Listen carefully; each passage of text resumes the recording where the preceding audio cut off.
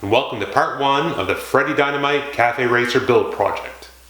Throughout this series, you'll be able to follow as I transform this 1982 Yamaha Maxim XJ650 from the cruiser it was to the cafe racer that currently only exists in my mind. In this first episode, we're going to start by getting rid of the original cruiser style teardrop tank and replacing it with this one. It's from an early 80s Suzuki GS550 and it had the exact look I was going for. Also, we're going to start looking at the rear seat frame area and what we're going to have to do to level it up with the tank and do the rear hoop. While you're waiting for me to get started, why don't you hit that subscribe button right now. Cue the intro!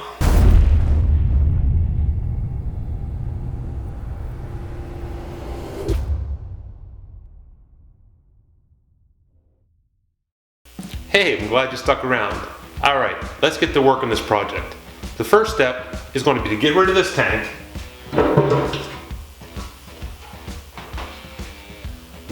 And then somehow make this tank fit. Now the tanks are similar in size, but there are some big differences. First of all is the throat width.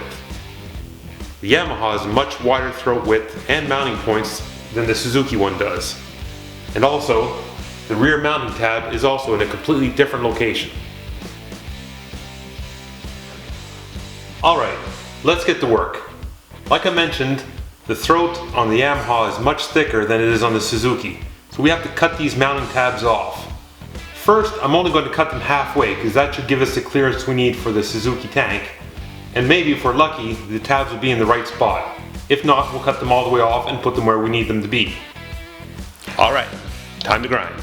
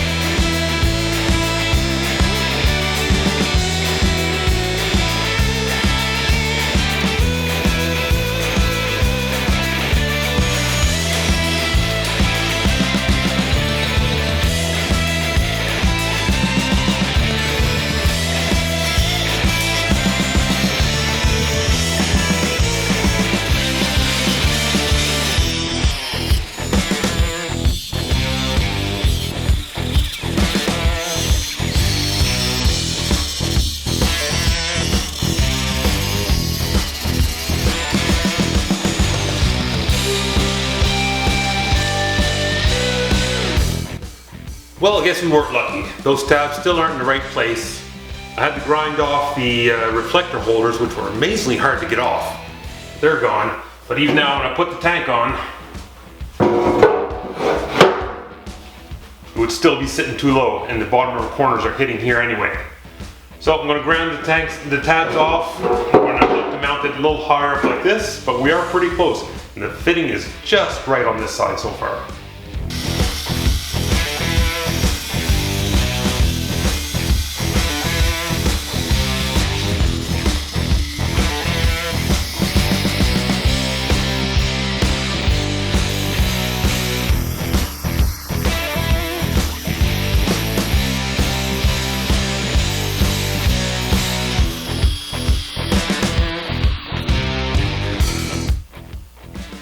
Well, we're getting close, but we're having a bit of interference on the front here, where the triangulation of the frame meets the tank on the inside.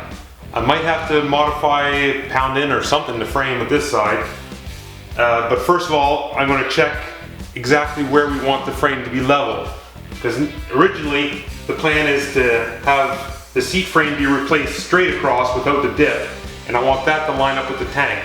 So I'm going to make a little jig up here just so we can get an eyeball of where we need to be.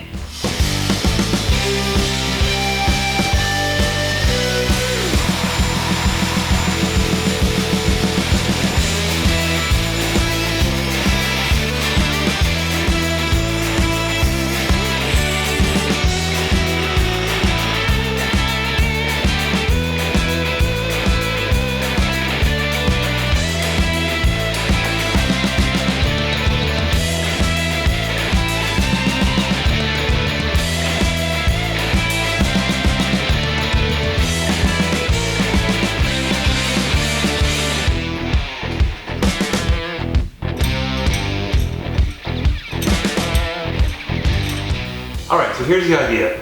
I was planning on cutting out this lower part of the seat frame with the dip in it, which puts the seat lower on a cruiser, and bring it up to the same level as the back, and make a straight line along that'll give us a line for our tank to sit on.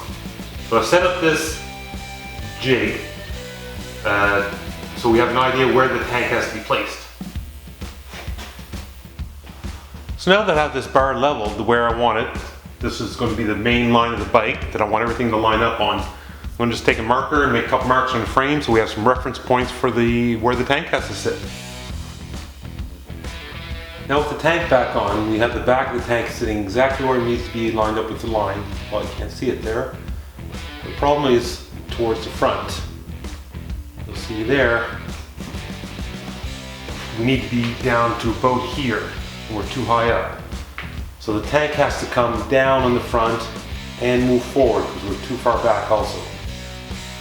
One of the problems is with the throat of the tank at the front.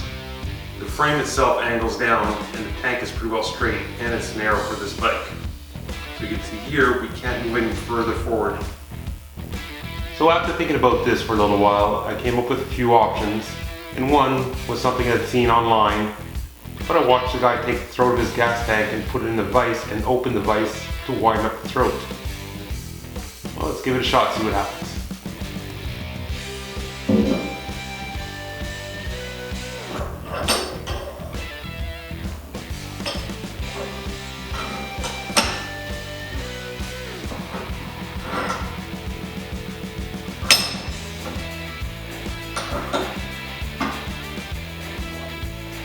Well, look at that. It actually worked. Plenty of room now. It really didn't take much. The video I saw, they heated up the tank. I just decided to give it a little push and see what would happen. That gives me excellent clearance all the way along both sides here. I'll still fold up this lip a little bit just to follow the contour a bit better. That's looking great. So the next problem are these indents in the tank. So they come in from the mounts. They're now hitting this triangulated piece here.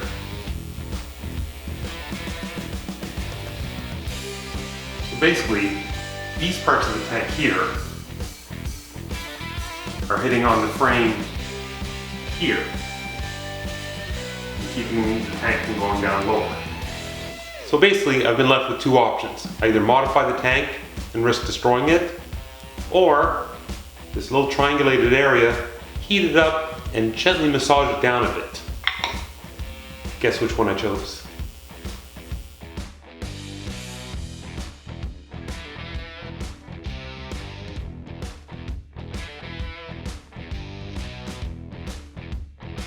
Well, after sleeping on it last night and first realizing I had the camera settings all wrong, sorry about that, I came up with a third option that wasn't as brutal as smashing the crap out of the frame. I made these little notches. I'm going to notch out the frame and weld those in to give me the clearance that I need. I think it's a much better solution.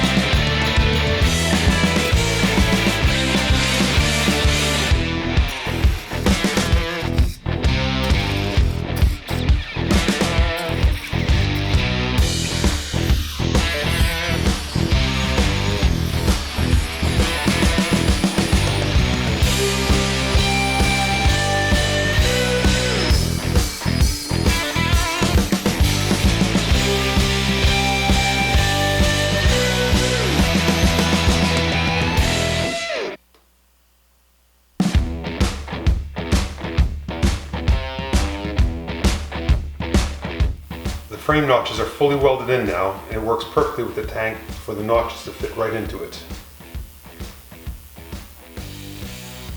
I'm really happy how all the lines of the tank are lining up perfectly with the frame now.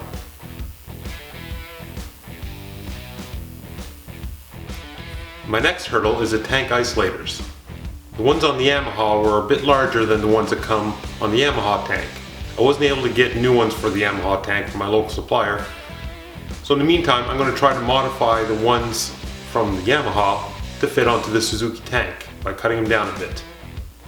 Worth a shot.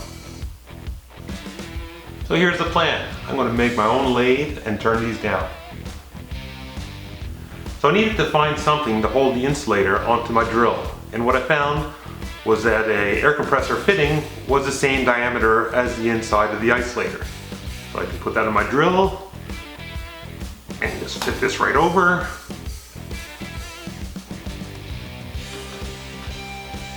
And with a combination of a blade, sandpaper, and a file, I'm going to work this way down to that dimension.